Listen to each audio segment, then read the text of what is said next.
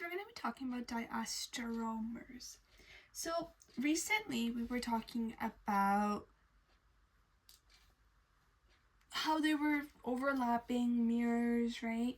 So now what we're going to do is we're going to see if they are antinomers or diastereomers. So let's see how we do that. So this one has an SS configuration, RR configuration, RS, and SR. These two together are antinomers. These two are antinomers and antinomers. I'm really bad at pronunciations. These rest are diastereomers. So now let me just show you how this is done. So we have an RR, an RS,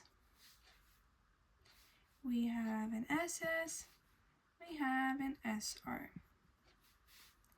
Now we all have relationships between each and every one of them.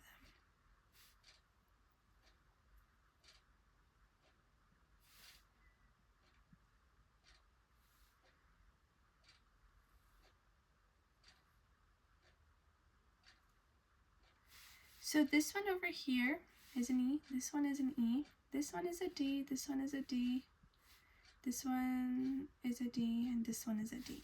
So how is this figured out? Now what we do is we look at how this is. S, S, S, R. So one of them switches, one of them stays the same. So it's not a mirror image. R, R, R, S. Stays the same, switches, not a mirror image. R, S, S, R. It switches, so it is a mirror image.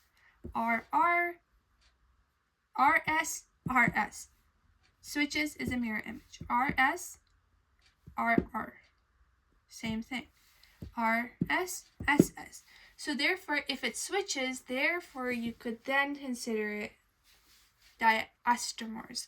So in which one of them stays the same and one of them switches. So now let's look at a few examples in figuring out what is what.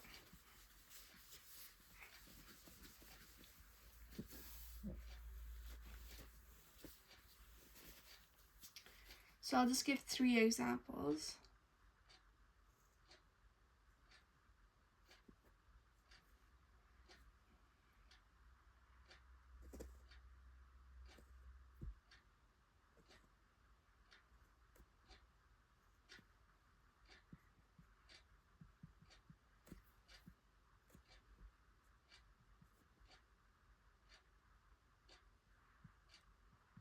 So like that. And we'll do this one.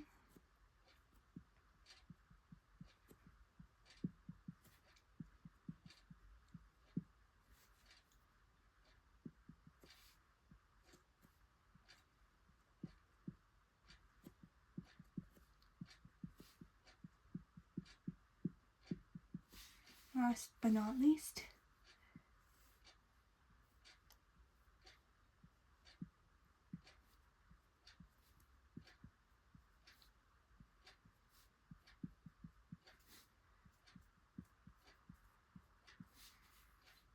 and on this other side is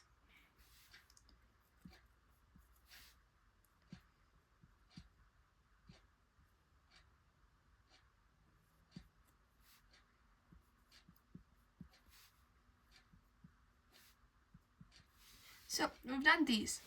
Took me a moment. Okay, so what we're gonna do is we're gonna make sure how we figure this out.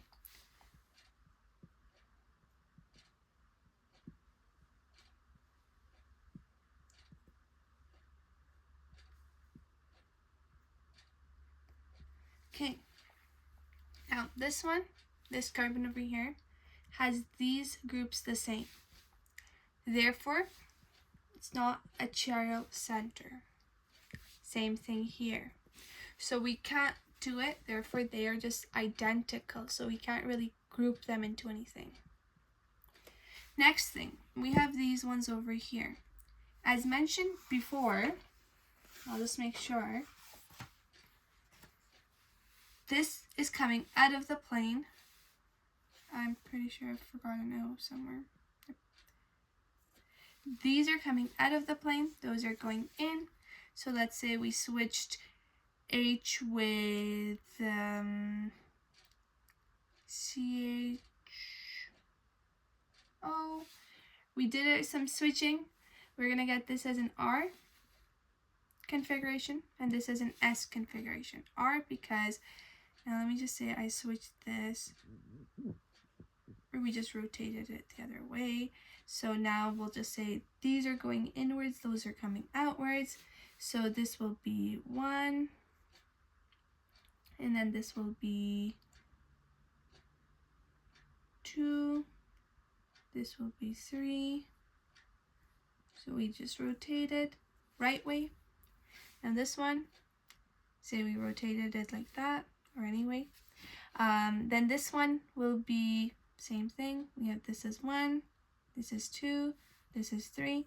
So it rotates this way. So now since both of these values are different, we could consider them enantiomers. Now we're going to do the similar thing over here. So since we've already done this, the configurations end up being like this. R to R, R to S. So since they are not mirror images of one another, this ends up being a diastereomers.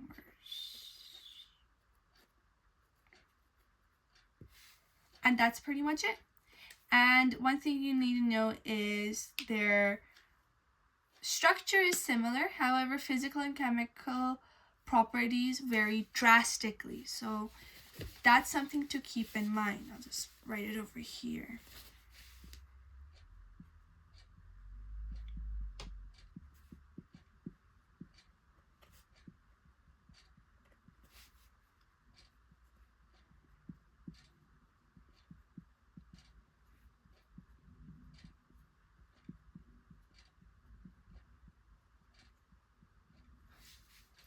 On the MCAT, their specific rotation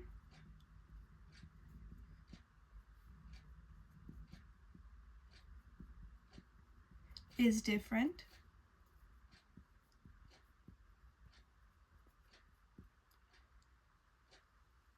And there's no relationship between it, right? And there is obviously no way to predict the specific rotation if you know the rotation of the other.